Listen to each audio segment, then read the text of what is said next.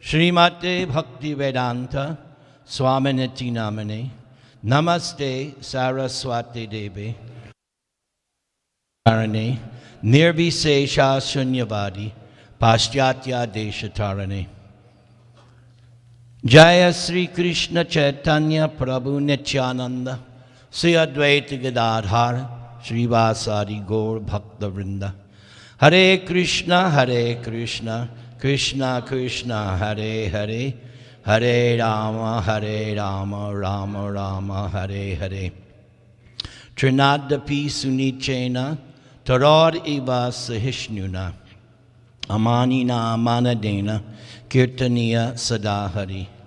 Hare Nama, Hare Nama, Hare Namaiva Kevalam, Kalo Nastyeva, Nastyeva, Nastyeva Gatir Anyata. My first introduction to any kind of Hindu or Indian philosophy was a pamphlet by His Divine Grace A.C. Bhaktivedānta Swami Prabhupāda, and it was called The Transcendental Teachings of Prahlad Maharaj.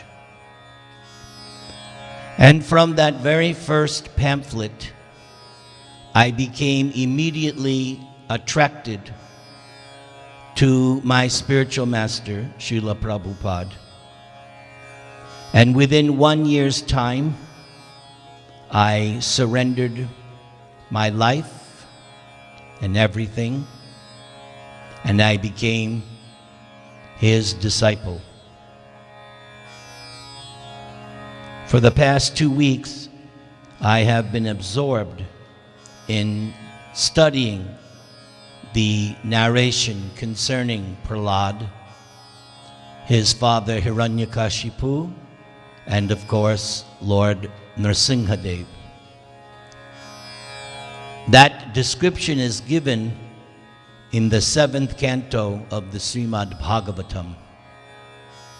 Interestingly enough, the katha takes place during a Krishna Leela, the event being the Rajasuya sacrifice performed by Maharaj Yudhiṣṭhira.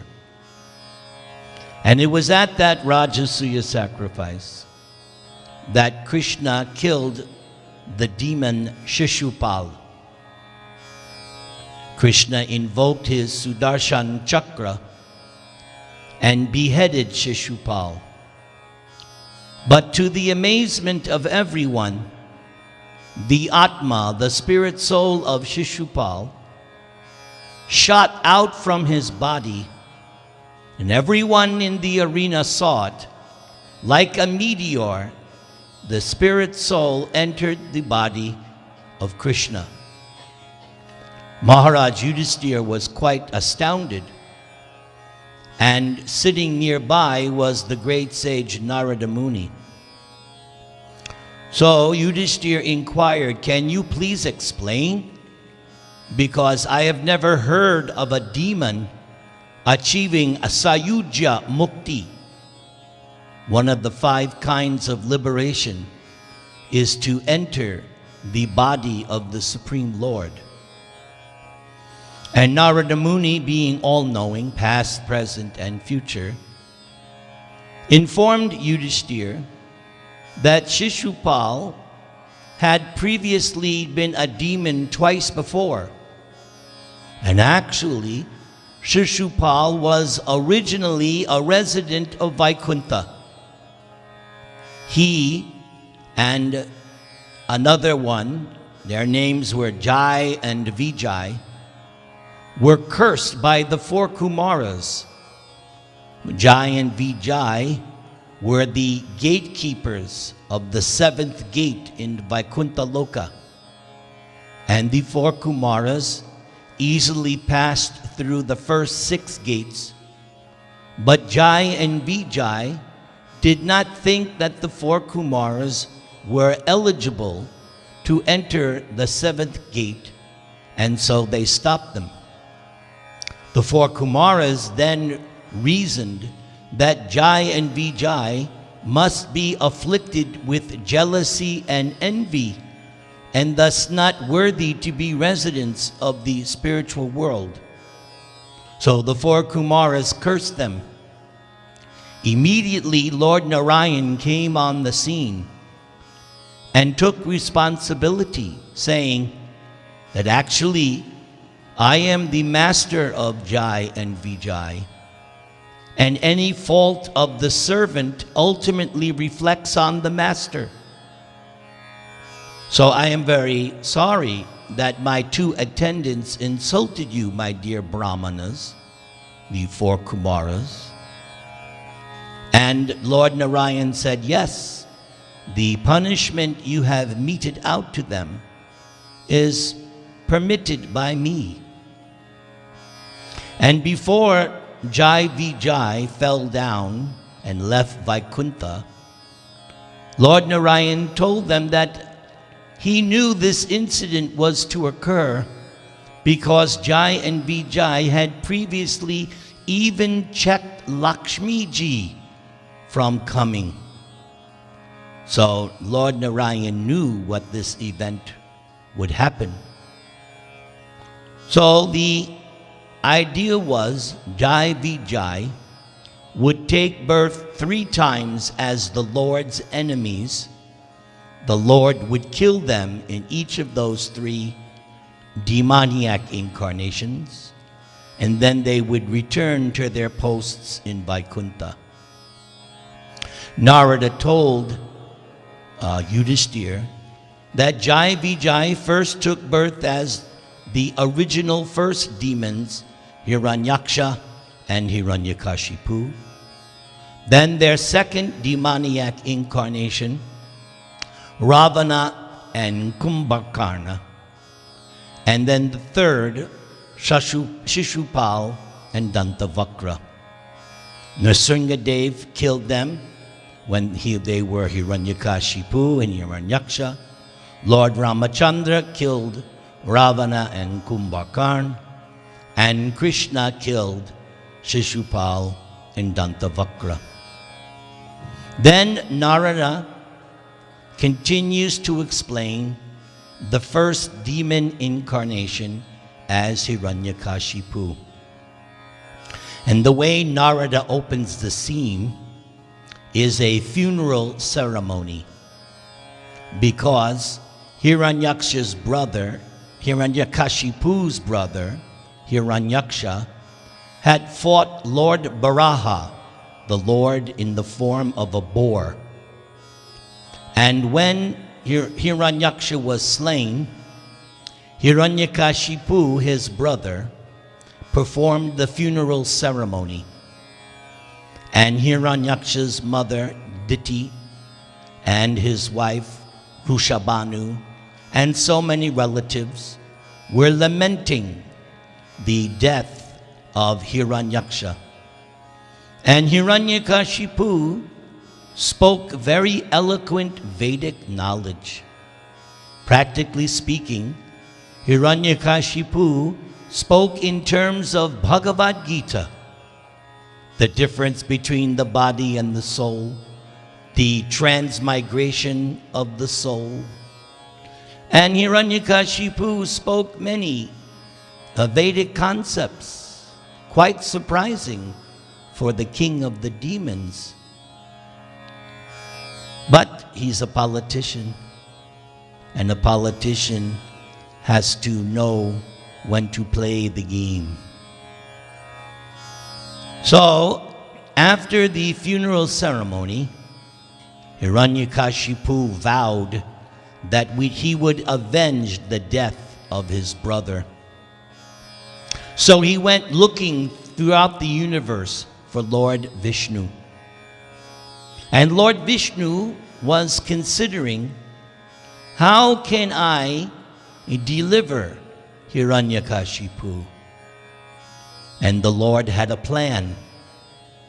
The Lord said, wherever I go, this Hiranyakashipu will follow me, just as death follows a living entity. And Lord Vishnu did not want to contend with Hiraṇyakashipu at this time because he had a master plan. So Lord Vishnu thought, where could I go where Hiraṇyakashipu will never find me? And Lord Vishnu said, yes, I will enter his heart, for he will never look for me there. So once when Hiraṇyakashipu inhaled, Lord Vishnu in a subtle, inconceivable body entered through his nostril and hid himself in the core of Hiraṇyakashipu's heart, where he would never look to find. Having not found Lord Vishnu after scouring the universe, Hiraṇyakashipu considered perhaps Lord Vishnu has died. So then Hiraṇyakashipu had a plan. I want to become the most powerful man in the universe. And he knew about Lord Brahma, how Lord Brahma had performed penances and austerities to become the chief person in the universe. So Hiraṇyakashipu thought, I will do even more severe penances and austerities. So for hundreds of years, Hiraṇyakashipu stood on his toes, and he held his hands outstretched, and he was looking up at the sky, and he maintained that pose for hundreds and hundreds of years. Over time, the body of Hiraṇyakashipu had become eaten by ants and insects, and actually it was covered by an anthill, and his entire flesh was eaten, but he was able to keep the life air and the spirit soul inside his skeleton. And from his severe penances, heat and flame was emanating from his forehead, but he was covered by an anthill. And the demigods, devatas, in the heavenly planets, they knew what was Hiraṇyakashipu's plan, and they were very concerned. And so they went to Lord Brahma, and they said to Lord Brahma, please do something before this Hiraṇyakashipu becomes too powerful.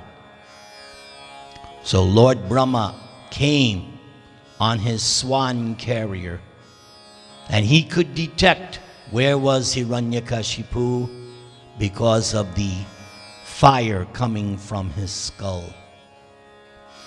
And Lord Brahma has a water pot, kamandalu, and in that pot is transcendental water.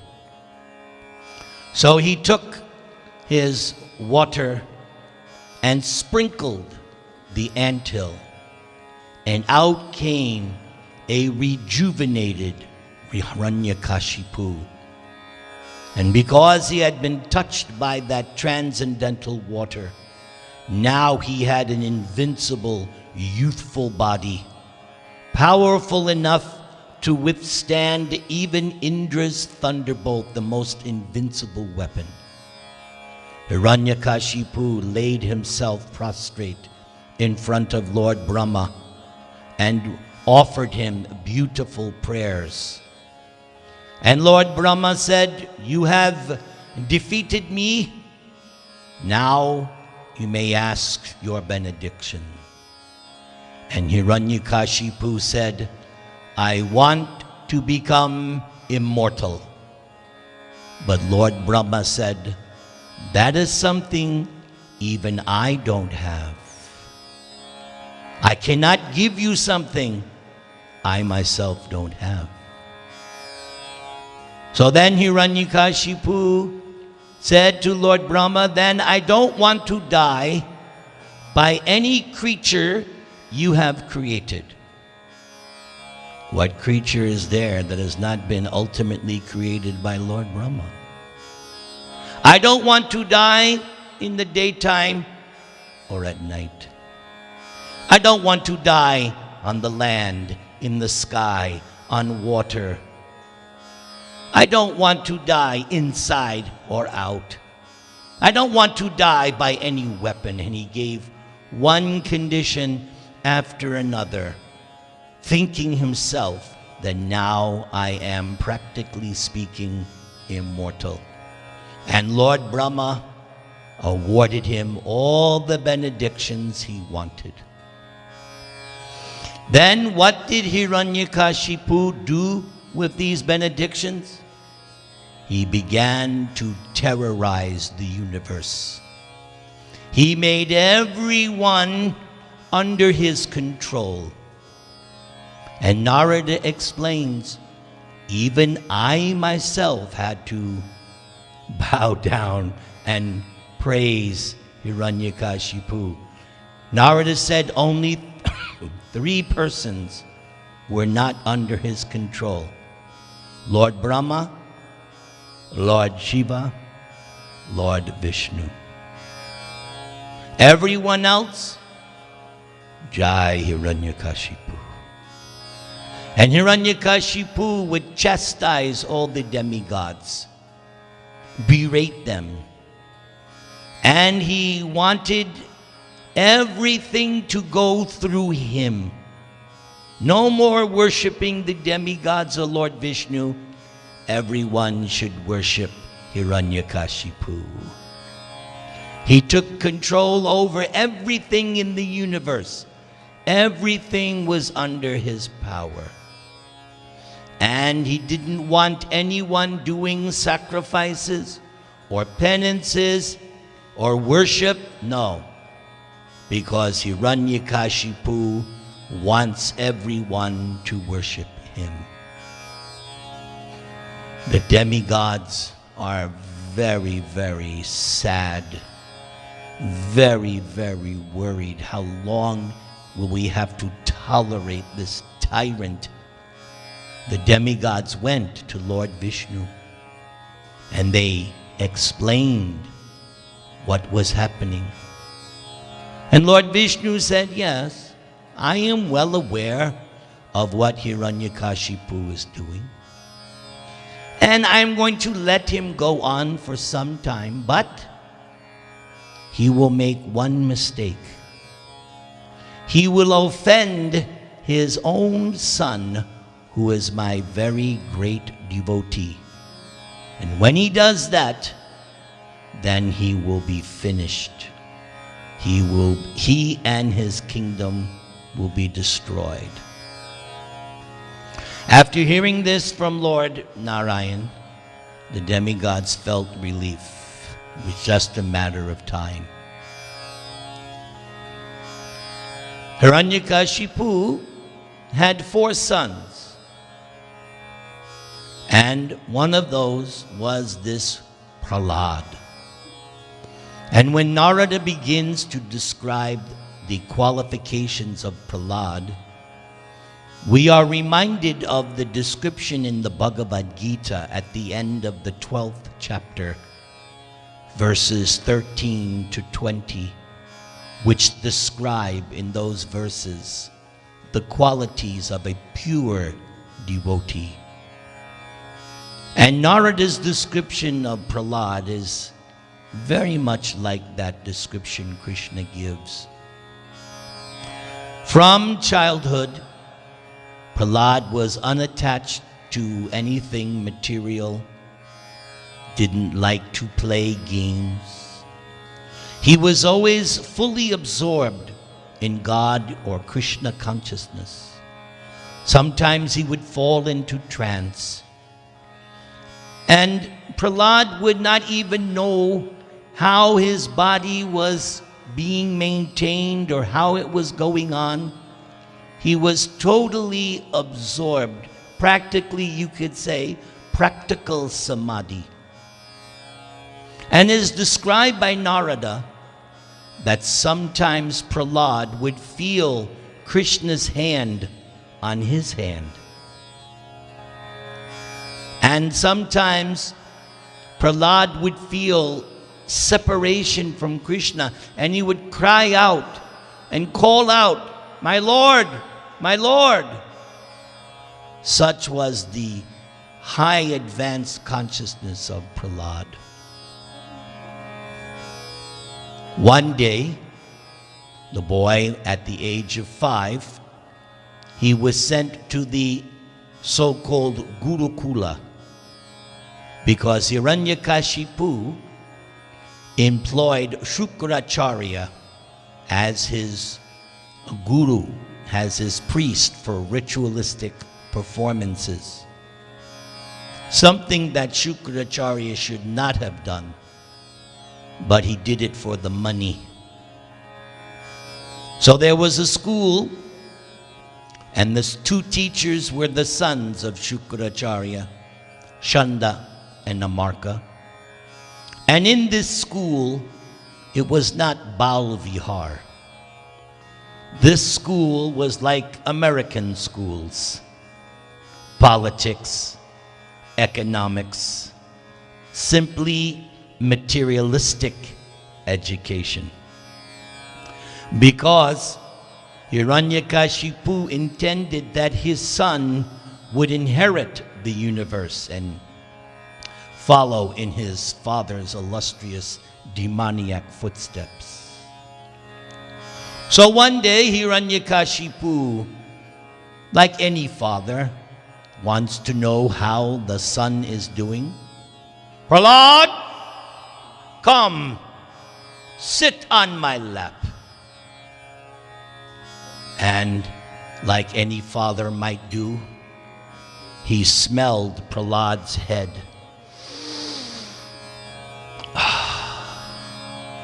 "Prahlad, tell your father what nice thing you are learning in school."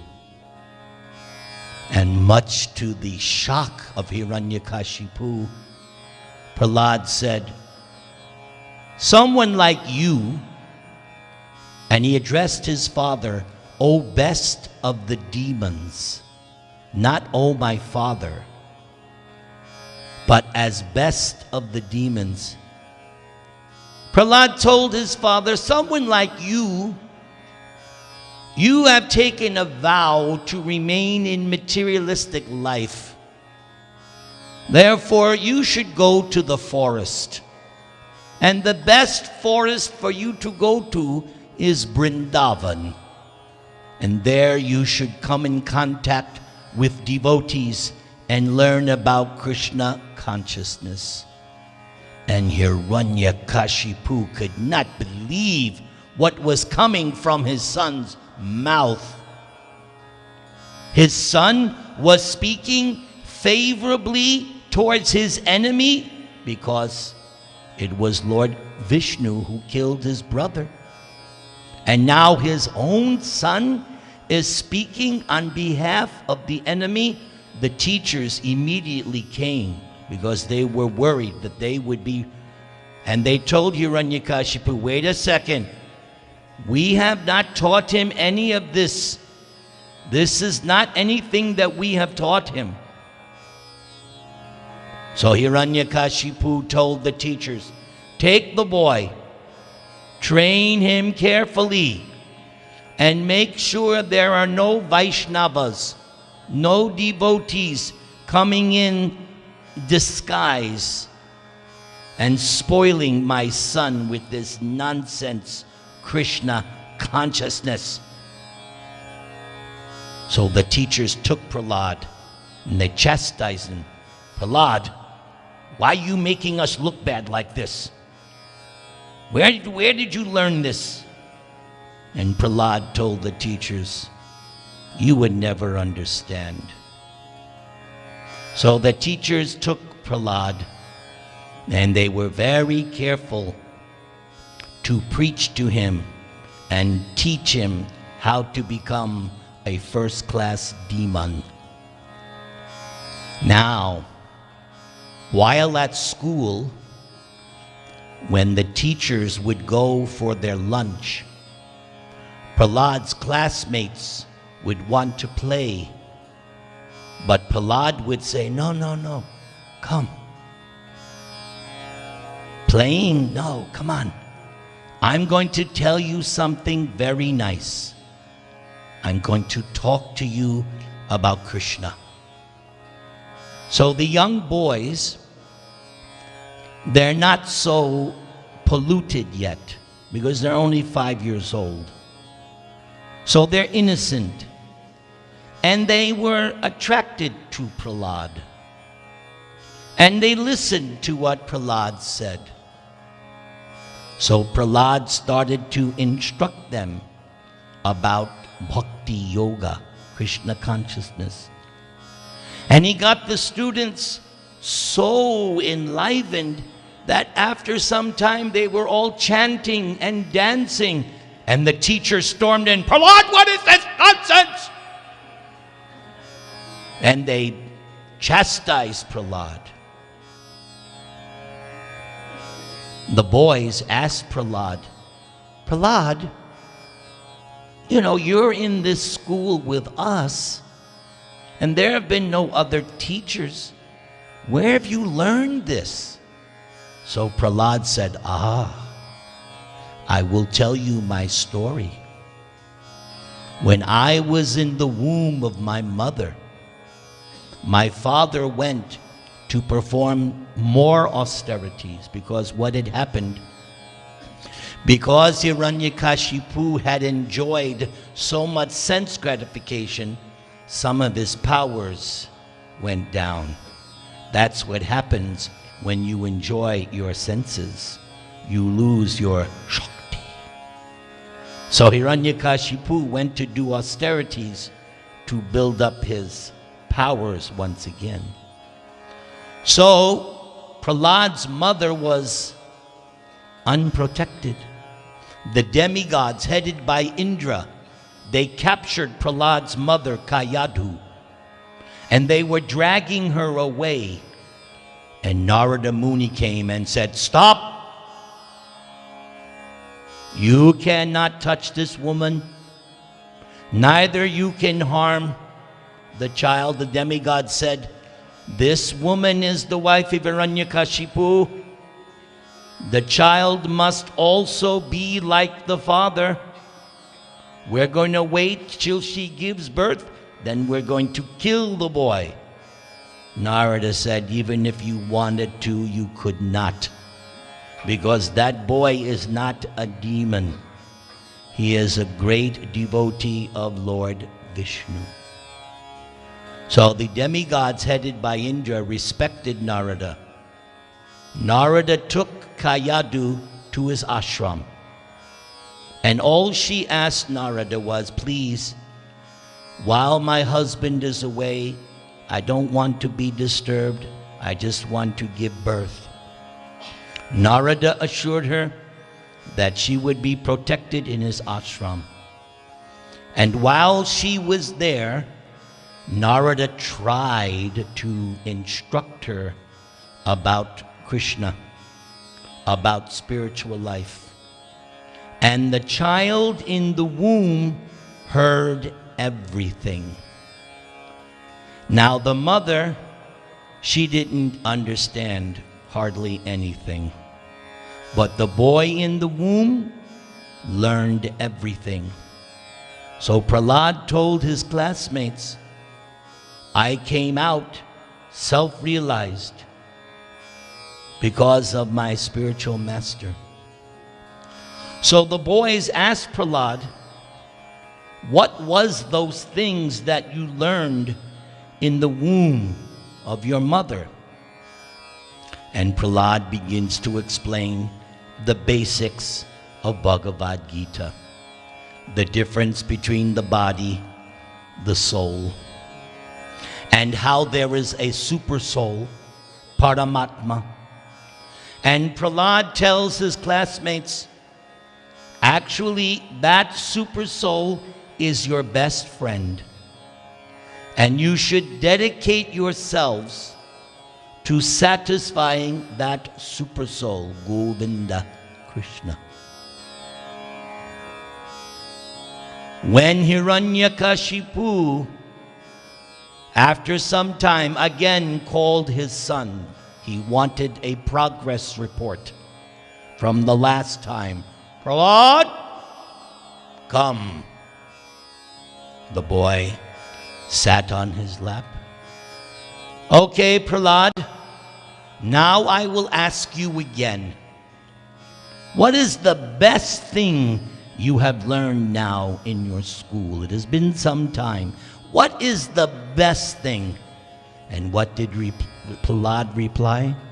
Shravana Kirtana, Vishnu Smaranam, Padasevanam, Archanam Vandanam Dasyam Sakyam Atmanavedanam, Iti Pungsarpita Vishnau, Bhaktischain Navalakshana, Create the Bhagavati Adha, Tanmanyeditam Uttamam.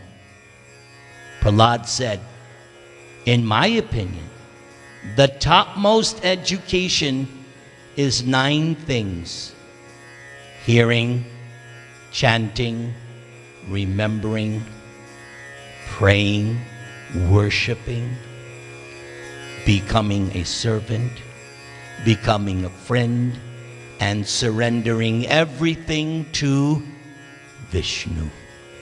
When Hiraṇyakashipu heard this, he threw the child off his lap. You are my enemy. You may be my son, but you are like a disease. If you don't cure a disease at the start, it spreads and then it's incurable. Although you are my son, you speak on behalf of the enemy, you must be killed. Hiraṇyakashipu ordered her servants, take the boy, kill him. Now they tried many different things. First, they threw him off a high cliff. But Krishna caught him. Nothing happened. While he was asleep, they threw him under the foot of an elephant. Nothing happened. Then they put Prahlad, you know how you make pakoras? They put Prahlad in a big pot of boiling oil. Nothing happened to his skin. They threw him into a pit of snakes. They did not bite. Hiraṇyakashipu told his wife, give me his food. He put poison in the food. What did Prahlad do? Just like we do. Do you hear the priests? They offer the bhog. Prahlad offered and then ate. The poison didn't act. Hiraṇyakashipu now is bewildered. All these different things should have killed a 5-year-old boy? Something is very strange with this son. But Hiraṇyakashipu does not understand. So things go on. But after some time, Hiraṇyakashipu decides, I will have to kill Prahlad myself. So in a rage, Hiraṇyakashipu says to Prahlad, Prahlad, you always talk about some supreme being, some God who's supposedly greater than me. This is nonsense. Don't you understand? I am Hiraṇyakashipu, the supreme person in the universe. And Prahlad said, no. God is supreme. Krishna is supreme, not you. Hiraṇyakashipu thought his 5-year-old boy was a childish fool. And again he said, Prahlad, what is this? Where is your God? Show me your God. Where is he? Prahlad said, Vasudeva is everywhere. Hiraṇyakashipu laughed. Everywhere. Prahlad, is he in this pillar? Prahlad could see the Lord in the pillar. Prahlad said, yes.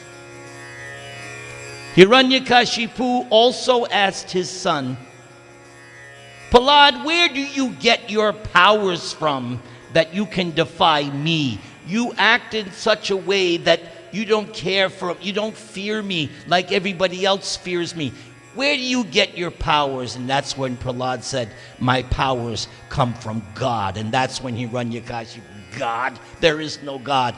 But now he tells Prahlad, now I will kill your God in this pillar, and then you will accept me as your God.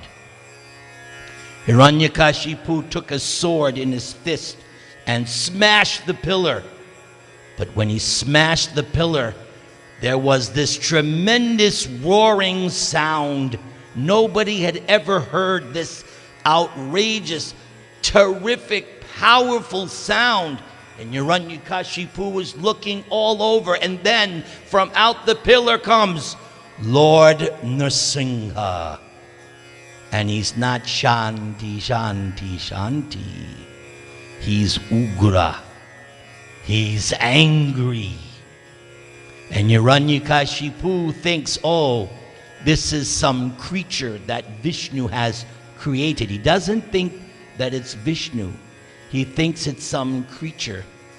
So Hiraṇyakashipu starts to fight with Nrsimhadev.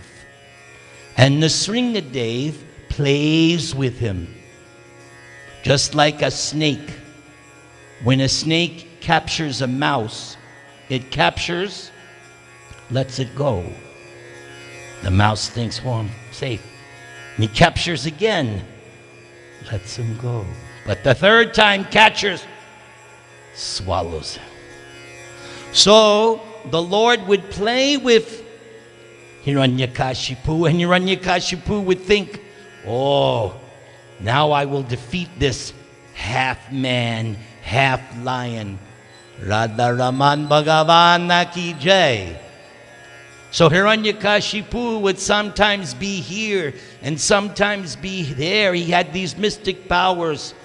But Nrsimhadev would capture him and let him go. But finally, at dusk, the Lord grabbed Hiraṇyakashipu, put him on his lap, not in the sky, not on land, not on water, and put him in the doorway threshold, not inside, not outside.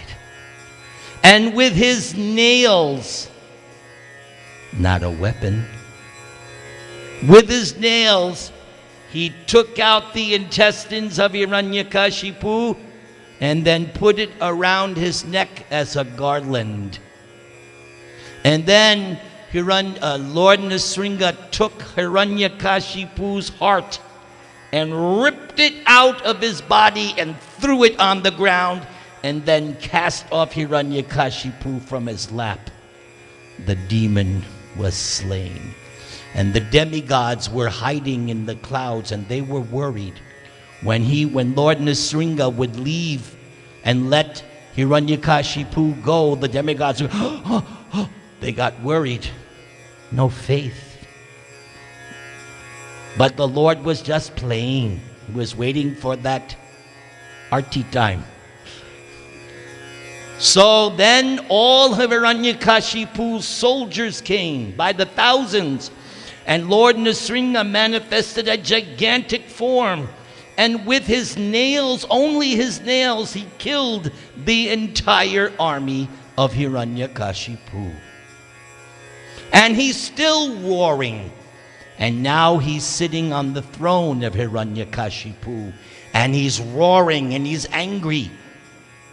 Lord Brahma, Lord Shiva, Lord Indra, all the devatas come. They want the Lord to become Shanti, Shanti. But he's roaring. And when somebody is angry, Anything's possible.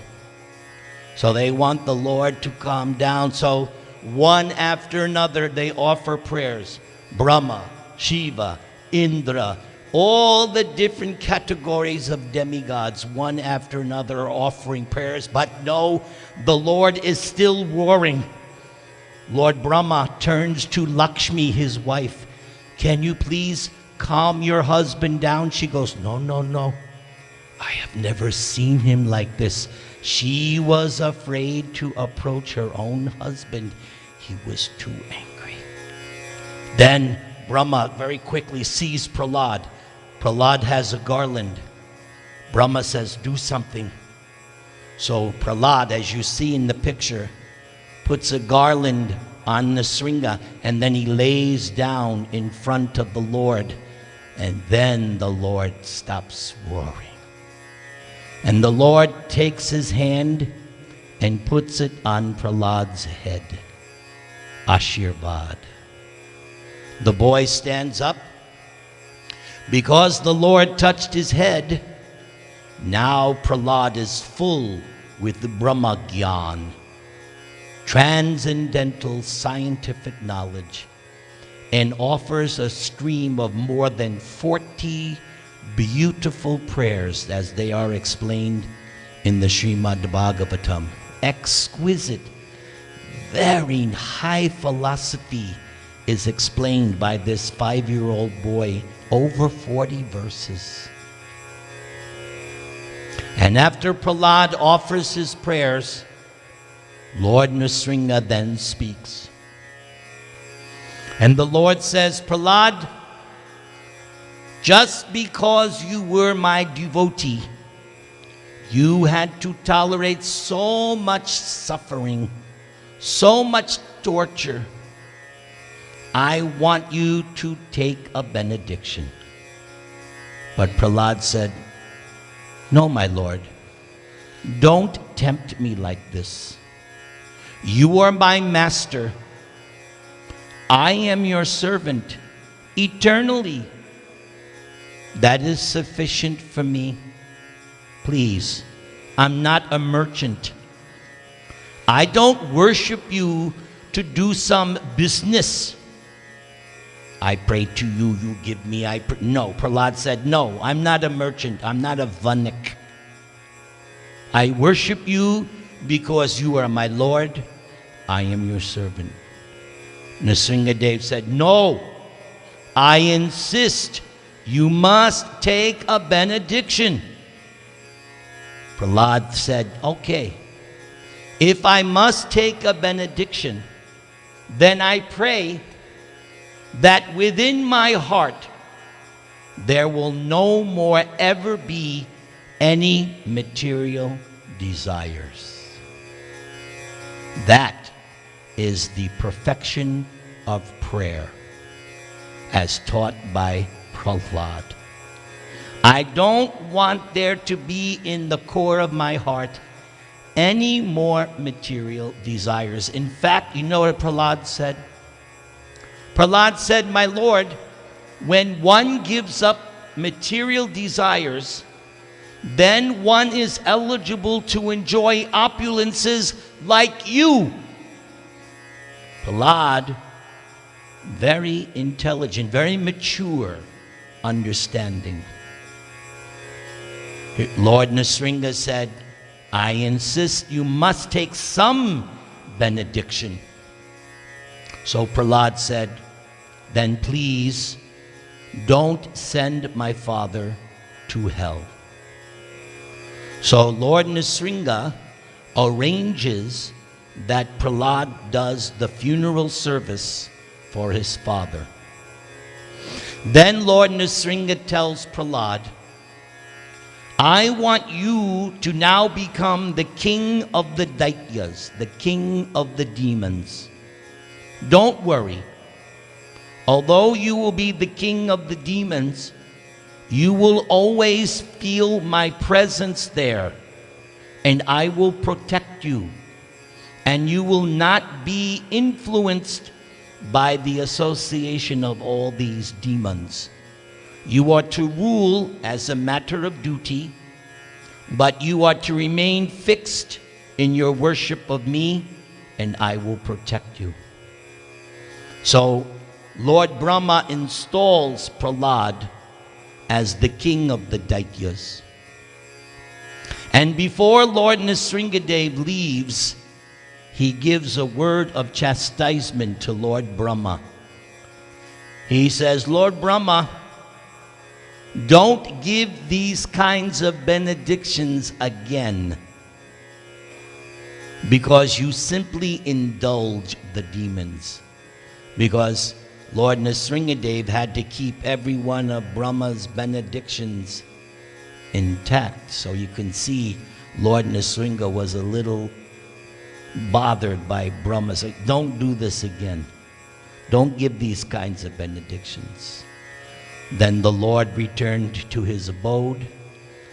And then Nārada ends the description by saying, then Hiraṇyakashipu took birth as Ravan, and he was killed by Ramchandra. And then, as everybody had seen on this day, Krishna had killed Shishupal. And that is how this pastime of Nrisimha is described in the Śrimad-Bhāgavatam. Keshavadrita Narahari Rupa Jai Jagadisha Hare Jai Jagadisha Hare Jai Jagadisha Hare Bolo Keshav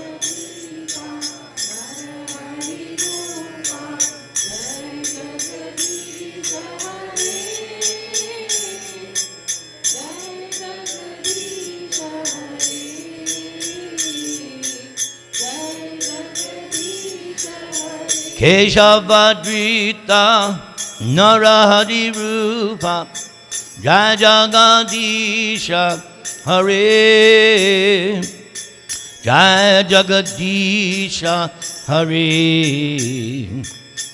Jai Jagadisha Hare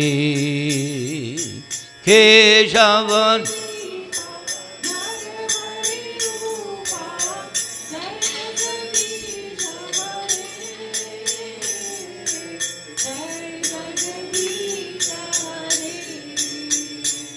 Hare Krishna, Krishna Krishna, Hare Hare, Hare Rama, Rama Rama, Hare Hare.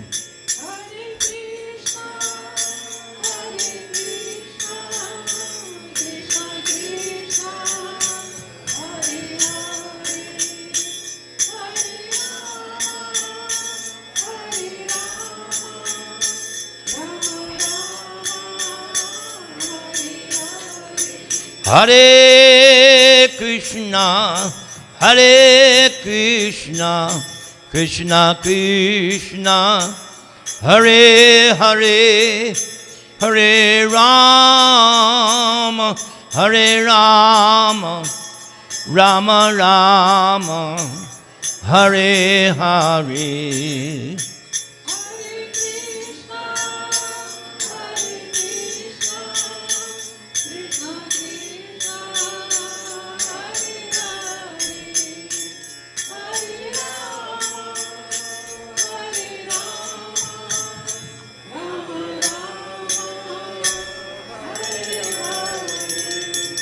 May Lord Nrisimha bless you, protect you, and maintain you.